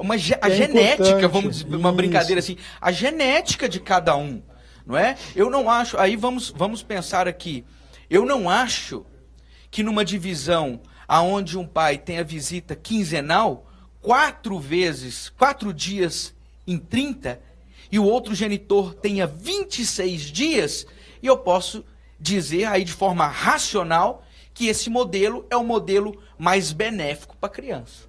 Então eu acho que é desproporcional, desproporcional. Eu acho que a guarda compartilhada, ela vem não só para dividir as responsabilidades, mas para acrescentar nessa criança uma vivência social da família paterna e da família materna de forma ampla. E isso vai fazer com que essa criança cresça, principalmente com segurança, com princípios dos dois genitores, e que, no final das contas, ela vai crescer uma criança feliz, harmônica e a salvo de qualquer dificuldade ou de prejuízo que uma eventual falta de convivência possa ocorrer. Esse é realmente a minha opinião. Eu quero só acrescentar rapidíssimo. Por favor, claro. A guarda compartilhada é fundamental, que se preste atenção que o tempo tem que ser equilibrado, porque eu, pelo menos, vejo decisões todos os dias de guarda compartilhada que que o pai vai pegar a criança sábado. Eu tenho isso para mostrar depois. O pai vai pegar quinzenalmente sábado às 9 horas e devolver às 11 da manhã. O pai tem 2 horas de convivência e chamaram isso de guarda compartilhada. Então, peraí, né? Um pouco demais, né? Pois bem, gente, vamos passar então agora para o segundo bloco aqui do nosso programa, que vai procurar tentar compreender um pouco melhor essa questão da alienação parental no âmbito das questões de gênero. Vocês devem ter acompanhado recentemente aí, pela mídia, o programa fantástico da Rede Globo de televisão apresentou uma reportagem algumas semanas atrás, dizendo que a lei de alienação parental vem sendo utilizada como uma nova forma de violência contra as mulheres. Mais recentemente, na última semana, nós tivemos uma audiência pública no Senado Federal, no qual alguns setores dos movimentos feministas mais radicais também trataram e debateram essa questão, colocando novamente tanto a lei da guarda compartilhada quanto a lei da alienação parental como um risco permanente para as crianças. Nós que lutamos desde 2014 a favor da criação, da promulgação da lei da guarda compartilhada, já havíamos visto lá atrás algumas manifestações de alguns movimentos feministas no sentido de se opor. Só que o que agora a gente percebe é que parece que os movimentos estão ficando mais engajados, mais bem elaborados, e eles estão querendo, inclusive, abolir a lei da alienação parental. Então, a minha pergunta aos convidados seria isso. Como é que vocês enxergam hoje essa questão da lei da alienação parental sobre 2 olhares? O primeiro é no que tange a questão da criança, que já foi dito por vocês e muito bem debatido, e agora sobre esse olhar de gênero, ou seja, por que está se acirrando tanto esse conflito de gênero e vem se pregando, inclusive, a extinção da lei da alienação parental? Eu começo? Pode começar. Eu acho que o senhor que tinha que responder, que é sociólogo. Próxima. Eu vou palpitar aqui, mas daí acho que o senhor poderia complementar. Eu acho que o movimento feminista foi muito importante. Se não fosse importante, eu e a doutora certamente não estaríamos aqui, estaríamos dentro de casa. Então, as mulheres conquistaram muitos direitos, isso é inegável, mas os homens também têm direito de conquistar os direitos que eles querem. Então, a mulher hoje, ela pode fazer o que ela quiser. Inclusive, isso é um slogan feminino. A mulher pode estar onde ela quiser. O homem também pode estar onde ele quiser. Então, a mulher pode dirigir caminhão, pode ser taxista, pode ocupar profissões que antigamente eram só dos homens, mas os homens também podem trocar fralda, dar papinha, ninar, fazer o filho dormir. Então, eu penso que uma luta não inviabiliza a outra. O que me parece que estão querendo é que os homens não possam exercer os direitos, né, o que elas acham que é da função materna. Então, assim, para mim isso daí ficou super confuso e principalmente incoerente. Então, pessoas que lutam por direitos iguais não querem dar direitos iguais aos homens quando diz respeito aos filhos, né? Aproveitando e falando do Fantástico, não sei, quer falar antes disso ou vamos pro Fantástico? Pode continuar, se quiser pode continuar um pouquinho. Eu achei de uma irresponsabilidade completa e total da Rede Globo ou do Fantástico, não sei quem se responsabiliza por isso, ter feito aquela reportagem. Eu, pelo menos, nunca vi, não sei se vocês se os senhores aí já viram, uma pessoa entrar segunda-feira com uma denúncia de abuso e no sábado, policiais armados com 2 armas em punho às 7 horas da manhã, entrar numa residência e tirar a criança. Gente, eu nunca vi, eu nunca ouvi falar isso. Em tanto tempo que eu estou nessa luta, eu nunca tomei conhecimento de um negócio desse. Eu acho de uma irresponsabilidade, ninguém deve ter lido processo nenhum e acreditado simplesmente no discurso que se apresentou ali. Também o Fantástico, uma pergunta que a Renata Ceribelli começa é assim: por que é tão difícil identificar os pedófilos nas varas de família? Ninguém chamou um médico psiquiatra lá, tá? As denúncias que essas mães fazem têm a maior previsibilidade possível. Eu já aviso o pai o dia que ele vai sofrer uma falsa acusação. Então, começa a dificultar, começa a não entregar a criança. Se o pai ou a mãe, que eu tenho muitos casos de mães também acusadas de abuso, começou a namorar, ou anunciou o casamento no Facebook, ou anunciou que a nova companheira vai ter filho, está grávida, ou estava se disputando um bem que era do sujeito quando solteiro e daí perdeu. O juiz falou, não, ele comprovou que esse apartamento tem 20 anos, era do pai dele. Ou pediu majoração de pensão, perdeu. Ou Ministério Público foi favorável à guarda compartilhada, no dia seguinte o sujeito recebe uma falsa acusação de abuso. Então, peraí. Ficou casado todo aquele tempo. Tem vários casos de pais que têm 3, 4 filhos. Então, assim, nunca abusou de ninguém, nunca molestou nada. De repente, ele põe o convite de casamento dele no Facebook, ele vira um abusador da noite para o dia. Não tem abusador de uma criança só. Né? Então, ninguém levou lá um médico psiquiatra para falar as características do pedófilo, né? Que isso começa já na adolescência dele, então ele vai bulinando as crianças, sobrinhos, amiguinhos das filhas, tem um histórico.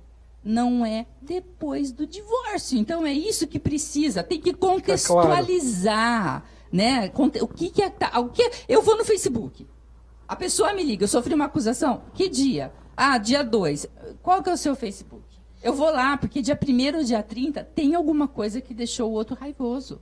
Então, assim, é muito claro. Olha, é que, sinceramente, nem vale a pena dar resposta ao Fantástico indo lá no programa, porque eles editam e cortam como fizeram com o Arnaldino e com a Andréa Calçada. Deixou 5 minutos, acho que 10 segundos para o Arnaldino, um pingo para a Andréa Calçada e o restante para as alienadoras. É isso. Então, Murilo, a questão da violência contra a criança e o adolescente é uma prática comum no Brasil. Nós já tivemos muito avanços nos últimos anos, efetivamente, né?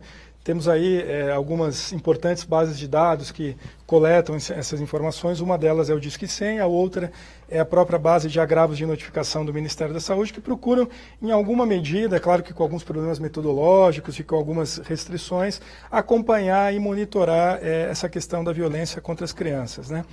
No Observatório da Guarda Compartilhada, a gente tem por hábito sempre estar consolidando esses números e tal, mas eu gostaria que o senhor falasse um pouquinho mais. Primeira coisa, se o senhor vê diferenças entre violências físicas e violências psicológicas, e se de fato há um gênero que pratica mais esse tipo de violência, e qual seria essa violência? Bom, primeiramente, uma pergunta muito interessante, porque, complementando o que a doutora Liliane disse aqui,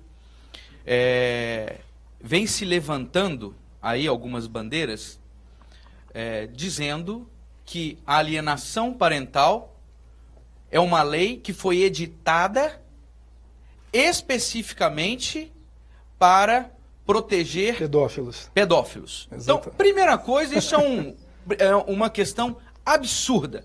E eu faço um parênteses. Se esta lei, que foi criada para defender pedófilos, ela foi, inclusive, quando passou pela sua aprovação no Senado, ela foi assinada pelo próprio Magno Malta, que luta contra a pedofilia. Ele foi um dos senadores que assinou pela aprovação da lei da alienação parental. E ele vem agora, também de uma forma, não sei por qual motivo, por quais fatores, se são fatores pessoais, se são fatores políticos, ou fatores, talvez, de memória. Ele esqueceu de que ele foi um dos autores e assinou pela aprovação da lei da alienação parental. E veio a público dizendo que essa lei jamais deveria ter sido promulgada ou aprovada, que são leis inúteis. Então, senador, eu fico espantado dessa mudança de posicionamento em defender, para mim, no meu ponto de vista, sim, agentes alienadores. E tenho certeza que a assessoria e essa CPI, se começar a fazer um simples levantamento da vida ali, das pessoas que estão levantando essa bandeira para o fim da alienação, pode buscar nas varas de família, que tenho certeza que estarão sendo processadas, ou mesmo já com aplicação de medidas contra essas genitoras. São pessoas que, inclusive, em alguns casos, já foram até condenadas pelos atos da alienação parental, sendo classificadas como alienadoras severas. Esse é o primeiro ponto. Ok. O segundo ponto, Fernando, que tem que deixar claro aqui. Não há um gênero que atue mais com a questão da alienação parental ou não. Por quê? Porque a alienação é uma característica humana. É o pai ou a mãe que não soube colocar fim àquele relacionamento e que não sabe lidar com os seus sentimentos de vingança, de egoísmo, e quer o filho exatamente exclusivo para ele. Ou seja, não é algo ligado a sexo. Não né? é nada ligado a fique claro sexo. Que não é algo ligado a sexo. Nem ao cromossomo X ou Y, como muitos querem colocar. Os atos de alienação parental podem ser praticados por ambos os genitores.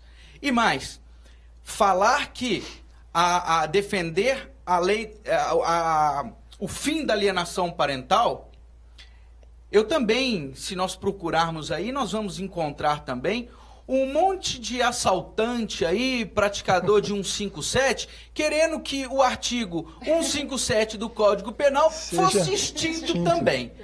Né? Então, é isso que eu queria deixar claro. Há uma incoerência, há uma mudança de valores, há uma mudança de posicionamento político. Não sei se isso, levado por um momento pré-eleitoral, né, para se fazer palanque de uma lei tão importante que visa, em primeiro lugar, a proteção da família, mesmo pós-separação, dando garantias e proteção a essa criança para que ela possa conviver de forma saudável com ambos os pais.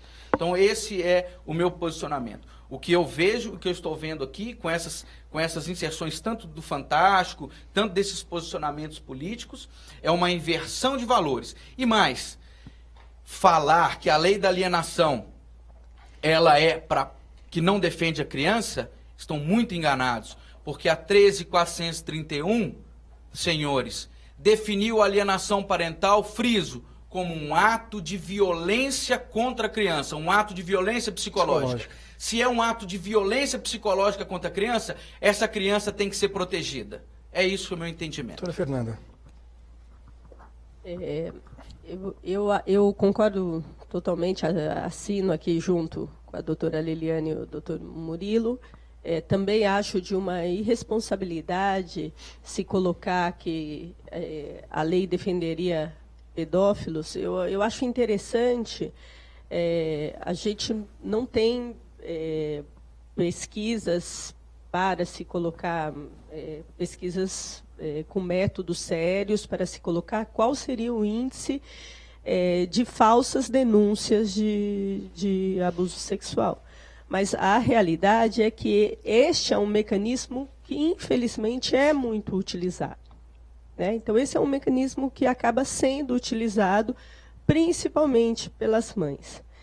E acaba sendo um mecanismo que se utiliza, estou dizendo as falsas denúncias nas varas de família. Eu não estou dizendo isso é muito prejudicial, porque a pedofilia e o abuso sexual contra a criança é uma situação, no Brasil, principalmente, assim, gravíssima, que precisa ser combatido, que precisa ser olhado e não colocado debaixo do tapete. Então, nenhum de nós aqui seria responsável de dizer que isso não ocorre.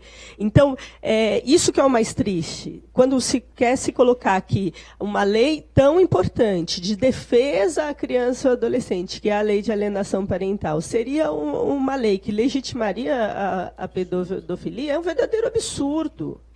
É um absurdo. Então, quando há uma falsa acusação de uma mãe num processo, para começar, nunca é de imediato que se ocorre, por exemplo, que já se presume que é falso, para começar. Muito pelo contrário. Infelizmente, daí eu devo dizer, infelizmente, a maior parte dos profissionais fica muito assustado e não tem toda essa vivência. Eu falo infelizmente porque eu sou juiz há 24 anos e eu estou na área de família, sei lá, quase 18. Então, é bastante tempo. Então, a gente vai ficando, eu falo macaca velha, assim, a gente vai ficando, mas você já vai percebendo, igual a doutora Liliane já foi citando, a gente já percebe, eu já aviso o pai, olha, vai acontecer isso. De antemão então, já sabe que vai acontecer. De antemão já sabe. Né? Então, eu, de antemão, por exemplo, quando vem uma denúncia nos moldes trazidos pela doutora Liliane, eu não vou já suspender o contato, não. Eu vou tomar providências para que seja assegurar alguma segurança à criança, né? A gente toma algumas providências, né, para que haja alguma assistência de familiares, chama para uma audiência, e daí já se percebe, porque se uma mãe que está dizendo determinadas coisas já vem pedindo um acordo ou querendo fazer um acordo, não é possível que aquilo seja verdadeiro, porque, né, não se faz acordo solicitando uma contrapartida se realmente se acredita que está ocorrendo um abuso, por exemplo. Fernanda. Mas então, assim, eu acho que, de início, já a maioria das vezes se suspende, se demora muito tempo. Muitos juízes suspendem, e só depois de muito tempo, muitos estudos, é que, eventualmente, ocorre a tal da inversão da guarda, trazida pelo programa do Fantástico. Não na mesma semana, né? De segunda a sábado. De forma alguma. E uma inversão daí, se a denúncia era falsa, uma inversão merecida, porque uma falsa denúncia traz consequências, daí a doutora Liliane pode dizer, irreversíveis para a vida dessa criança. O Vinícius Lima, doutora Fernanda, pergunta qual seria a sua opinião do porquê que as mulheres têm tanta dificuldade em aceitar a guarda compartilhada. Uma pergunta dele. E eu aproveito e faço uma outra pergunta também, em relação ao conteúdo da audiência pública que ocorreu no Senado Federal, na semana passada, na qual esses setores feministas mais radicais, né, que estão lutando, em primeiro lugar, pela revogação da lei da alienação parental, eles estão fazendo um adendo, eles estão propondo um adendo à lei da guarda compartilhada. O adendo seria que só poderia ser decretada guarda compartilhada se de fato não houvesse histórico de violência, nem contra a criança, nem contra a mulher. Como a senhora também é uma militante histórica aí da causa, gostaria que a senhora comentasse um pouco essas duas questões. Não, a dificuldade das mulheres aceitarem a guarda compartilhada, eu penso que é uma dificuldade inicial, como eu disse. Porque o que se vê, inclusive, daí eu digo pela experiência pessoal, porque nos processos da minha vara, inicialmente, em geral, na maior parte dos casos, a decisão inicial é uma decisão liminar de guarda compartilhada, de exercício de guarda compartilhada.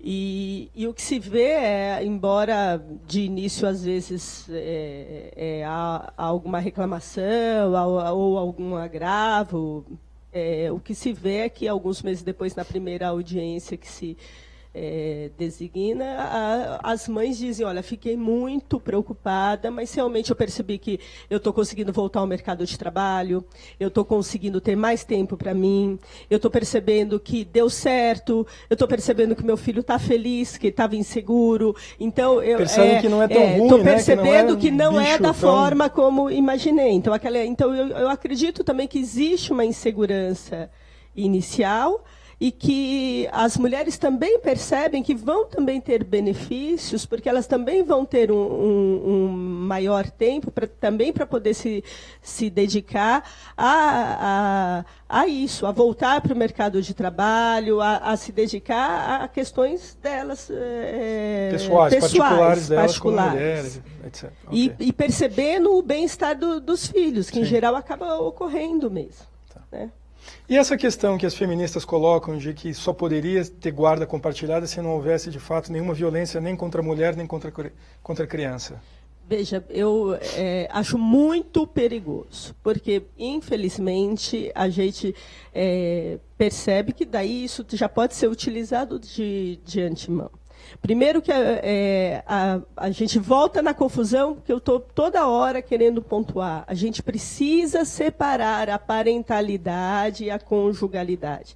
Veja, vocês estão querendo colocar a questão da violência contra a mulher, que é uma questão gravíssima, mas que tem todo um histórico e tem todo até um perfil psicológico do agressor da mulher muito diferente do perfil psicológico do agressor da criança. Estão querendo colocar no mesmo local, cesta, né? na mesma bacia, cesta, no mesmo balaio do que é como se quisesse acabar com os carrapatos matando a vaca. Exato. Então, eu Fazendo acho né? muito perigoso.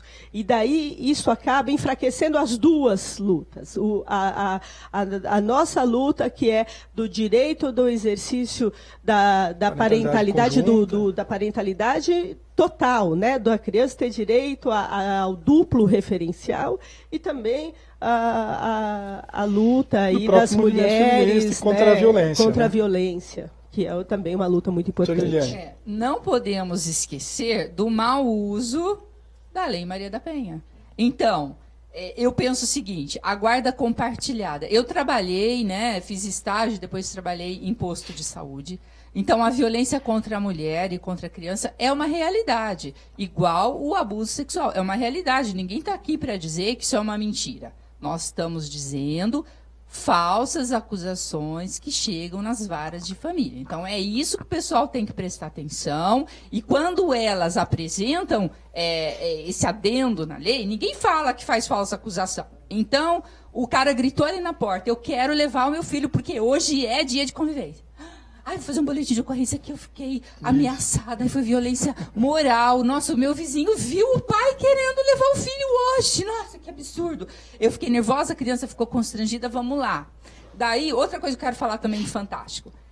Elas falam, o problema é que a vara criminal não conversa com a vara de família. Uma outra questão. Me poupe, porque a pessoa faz o BO com o advogado junto, que já vai lá protocolar online. Ou então a própria mulher já leva lá na vara de família do cartório para protocolar. Me poupe, gente. Defendem, inclusive, viu, doutora Fernanda, que as questões referentes à criança sejam tratadas na vara criminal, não fazendo com que esta mulher tenha que buscar uma vara de família para tratar de questões referentes a guardas ou possíveis violências. Então, de fato, isso que a doutora Eliane coloca é um grande complicador, né? E doutor Murilo também sabe disso. Ela acaba de pedir a medida protetiva e ela vai juntar no processo de família. Então, por que a protetiva, que é dela, não fica lá no criminal? Por que tem que correr na família? O cara não fez nada contra o filho, sequer conseguiu ver o filho, que às vezes escondem lá dentro, e quem desce no portão lá falar com o porteiro é a mulher. O cara não fez nenhuma agressão contra a criança que estava com a babá. Eu vejo todos os dias, eu tenho centenas de vídeos, né? Eu tenho um arquivo pessoal lá que eu posso provar isso aqui. Então, é uma falácia, é esse papo furado de fantástico, entendeu? E isso aí também, por que não se apresentam as falsas denúncias, que muitas são arquivadas, porque ninguém tem prova de nada, não dão em nada. Completa, doutor Murilo. Bom, é polêmico isso. Agora, o que eu acho vincular, né, a inexistência, de violência contra a mulher ao exercício da guarda compartilhada é outro absurdo. São coisas diferentes. E isso, como disse a doutora Fernanda, abre uma possibilidade de ser exercido esse sistema, esse procedimento, para inviabilizar efetivamente a aplicação da guarda compartilhada. Por exemplo, o agente alienador, vamos colocar a mulher que não quer, de forma alguma, compartilhar a guarda. É muito simples. Ela faz uma denúncia de violência contra ela, psicológica, recebi uma ligação e eu me senti ameaçada. Então, isto já iria inviabilizar a aplicação de uma guarda compartilhada. Ora, se eles estão alegando que a lei da alienação é uma lei que protege pedófilos, esse tipo de procedimento é uma lei que vai desamparar os pais, que vai contra a própria criança, que vai contra o Estatuto da Criança e do Adolescente, vai contra o melhor interesse dos filhos. Então, assim, vincular isso e mais, nós sabemos. Se estão alegando que a lei da alienação parental é utilizada de forma a proteger pedófilos, eu tenho que falar que a lei Maria da Penha, ela também defende mulheres que praticam denunciação caluniosa. O inverso também é verdadeiro. Nós também vamos dizer que é uma lei excepcional. A lei Maria da Penha, ela foi considerada pela Unifam, pelas Nações Unidas, como está entre as 3 melhores leis de combate à violência contra a mulher, mas é utilizada de forma errônea, é utilizada de forma imoral, né? Antigamente, Fernando, há uns 4, 5 anos atrás, a lei Maria da Penha, ela era utilizada como uma forma de dificultar o convívio dos pais separados. Então havia uma denúncia de violência, o juiz aplicava uma medida protetiva, e até se explicar que essa medida protetiva não se enquadrava aos filhos, ficaria ali durante meses e meses o pai sem poder ter contato com o filho. Porém, com a questão da guarda compartilhada e as decisões do direito de família interferindo também na convivência e o direito de família dando proteção a essa convivência, se inverteu, Fernando. A Lei Maria da Penha, ela começou a não ser mais utilizada para dificultar a convivência e começaram, aí sim, as acusações de abuso sexual. Por quê? Uma acusação de abuso sexual, ela é muito mais efetiva para suspender a convivência. Porque na Maria da Penha é uma medida protetiva contra a mulher. Num abuso sexual, a proibição de contato é contra o filho e o pai. Então, mudou, realmente. Tem uma avalanche de falsas acusações. Não podemos também tapar os olhos que existem, sim, abusadores que utilizam da lei da alienação parental, mas eu digo, tem que ser punido também. O pai, ou o conhecido, ou qualquer pessoa que pratica um ato de violência contra uma criança, seja moral, sexual ou física, tem que sofrer também as penas da lei. Agora, não podemos utilizar essa bandeira de que uma lei é ruim em detrimento à outra. Porque senão nós teríamos que acabar com ambas as leis, tanto de alienação parental como a Lei Maria da Penha. O que salta aos olhos, né, nesse tipo de argumento, nessas posturas, é essa coisa generalizante, né? Ou seja, se querer a partir de determinados grupos ou subgrupos, a partir de determinados gêneros, a partir de determinadas pessoas, dizer que todo mundo se comporta daquela maneira.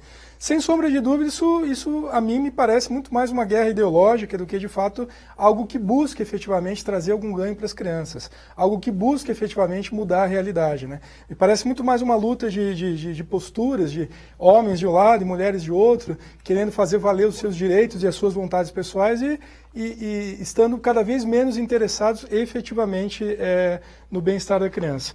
Doutora Fernanda, por favor, as suas considerações, e já estamos caminhando aí para o final do programa. Gostaria de deixar claro que não tivemos condição de responder a todas as perguntas, mas passaremos as perguntas aos nossos convidados para que eles possam responder a vocês posteriormente. Doutora Fernanda. E ainda para finalizar, quanto a essa questão de eventual modificação aí da lei da guarda compartilhada, eu entendo que não há necessidade mesmo de nenhuma modificação, como já coloquei, e acho até que o feitiço pode virar contra o feiticeiro, porque quanto à questão da violência contra a criança, a gente podia lembrar que as estatísticas mostram que, na realidade, a violência contra a criança é mais praticada pelas mulheres. Né? Não estou dizendo que daí a gente poderia entrar naquela discussão por que será o quanto mais, etc. Né? Mas porque sabidamente conhecido que as mulheres acabam praticando essa violência, porque a gente até viu agora próximo ao Dia das Mães nas redes sociais dizendo: apanhei muito da minha mãe, sou educado por conta do chinelo voador, etc. A gente vem de uma cultura em que essa violência da mãe é uma violência até legitimada culturalmente. Então, agora, eu falo que o feitiço pode virar contra o feiticeiro, porque num processo de disputa isso também poderia ser, inclusive, utilizado, porque violência é violência, então, se isso impede a guarda compartilhada, poderia ser utilizado contra a mulher num processo de disputa e, na realidade, em muitos casos, na realidade, em casos que não seriam impeditivos, né, em casos pontuais, existem muitos casos em que, às vezes, existem casos de violência doméstica contra a criança, que justamente são essas questões culturais que eu encaminho para o CRAME em Santo André, que é um órgão que trata dessas questões de violência contra a criança, mas que justamente porque as famílias muitas vezes pensam que é uma forma de educar, então a gente encaminha para assistência psicológica, para esse entendimento de que existem outras formas, né, de conversa, de correção, e eu acho um perigo você querer vincular a lei colocar condicionar uma coisa a outra, fazer essa mistura, mesmo que fosse em relação à violência contra a criança. Contra a mulher, então, não tem nem o que falar. Questionar, né? Perfeito. Gente, para terminar, eu gostaria de pedir as considerações finais de vocês em relação à questão da alienação parental, num horizonte, digamos assim, de curto prazo, nos próximos 5 anos.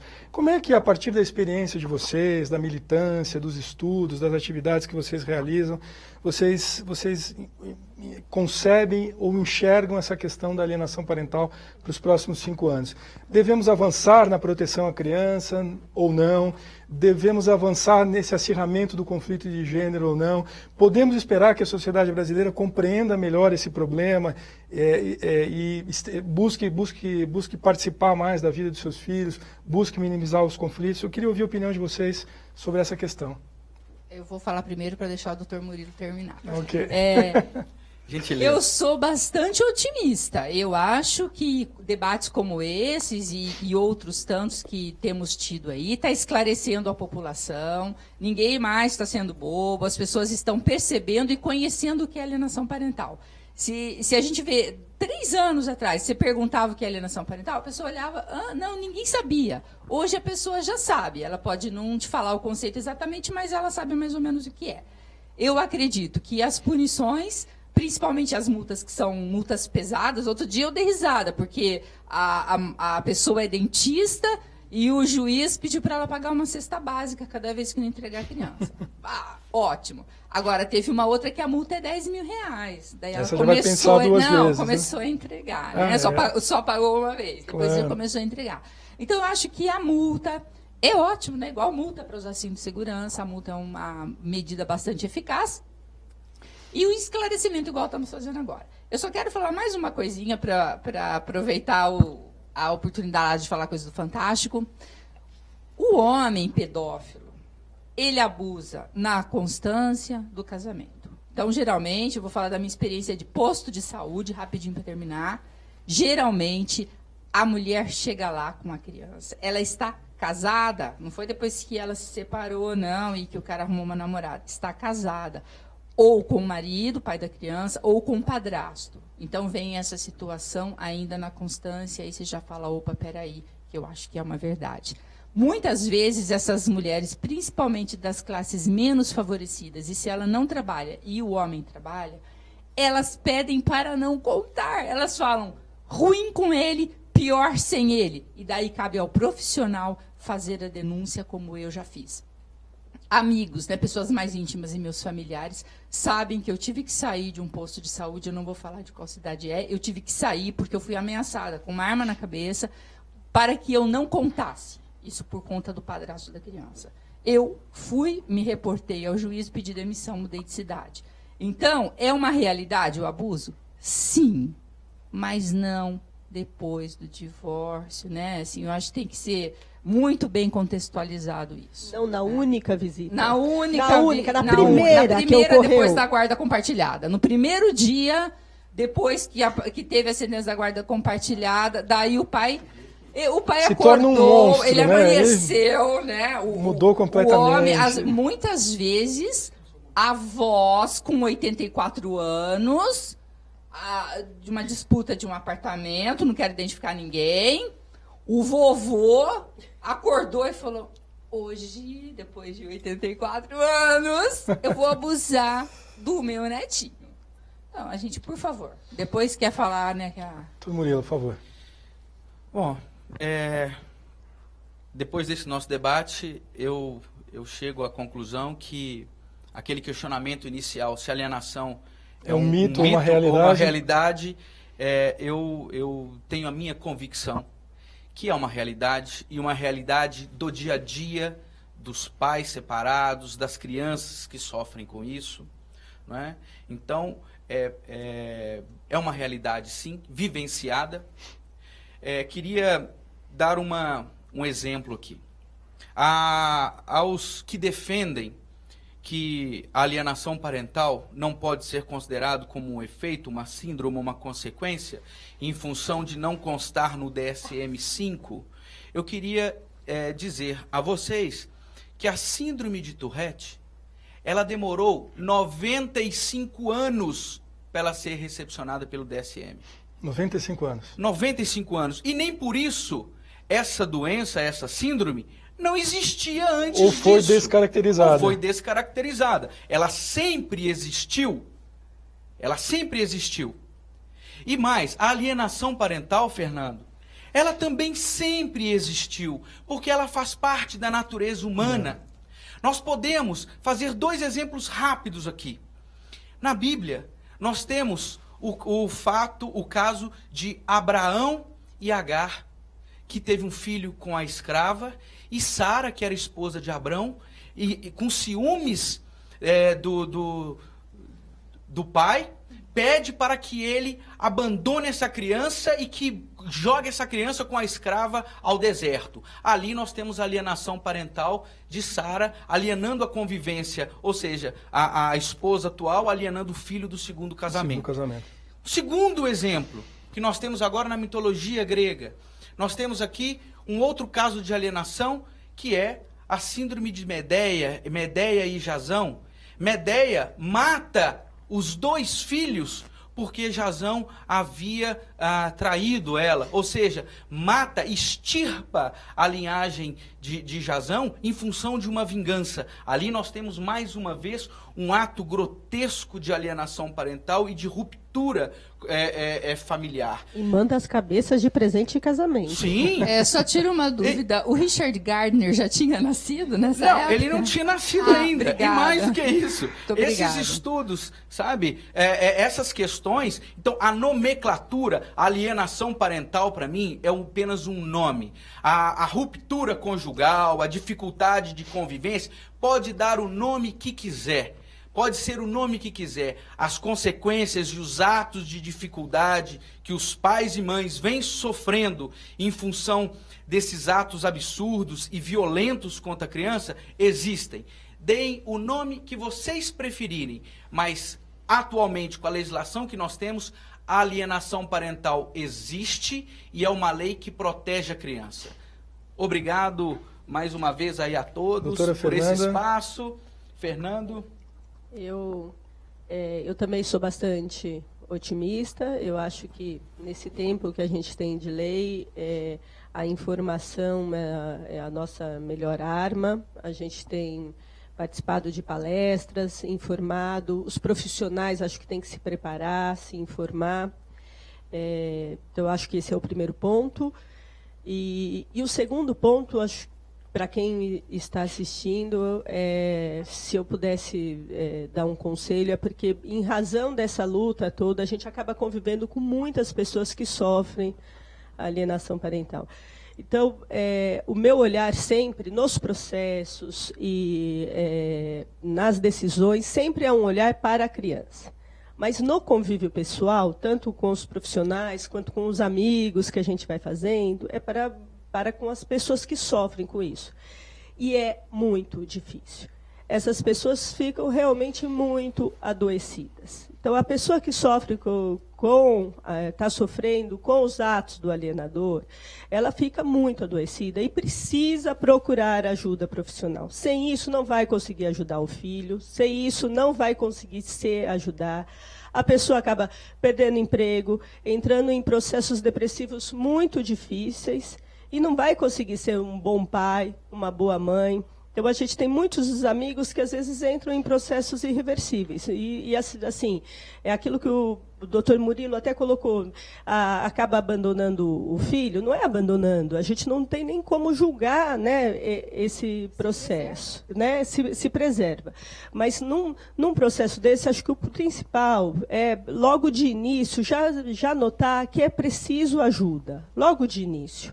Porque se houver essa ajuda psicológica, essa ajuda terapêutica logo de início, já dá para se preservar e dá para se cuidar, para poder lidar com essas situações melhores, ajudar os filhos a lidarem com essas situações e a se protegerem também. Eu acho que esse também é um bom recado, né? Dizem que se conselho fosse bom a gente não dava, mas pela minha experiência pessoal, eu acho que esse é um bom recado que eu gostaria de dar.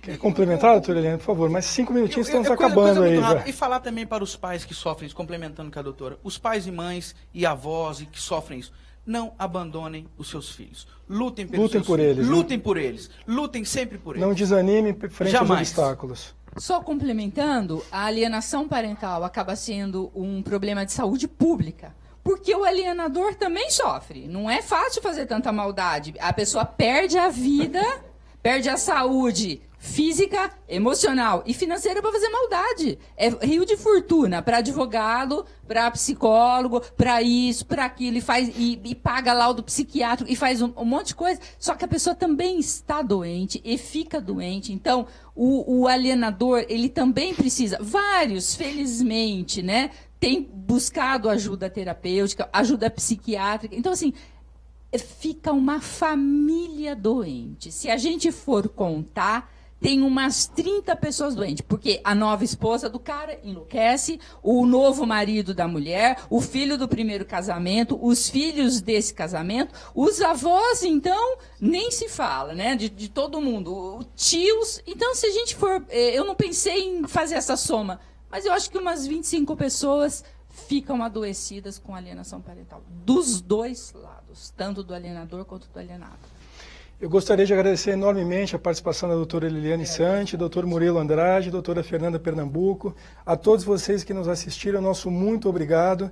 Lembrando que nosso próximo programa vai ao ar no dia 4/6, não percam, assistam. Lembramos também que para quem não pôde assistir esse programa na íntegra, poderá acessá-lo diretamente na página da Salina EAD. Nosso muito obrigado e até o próximo programa.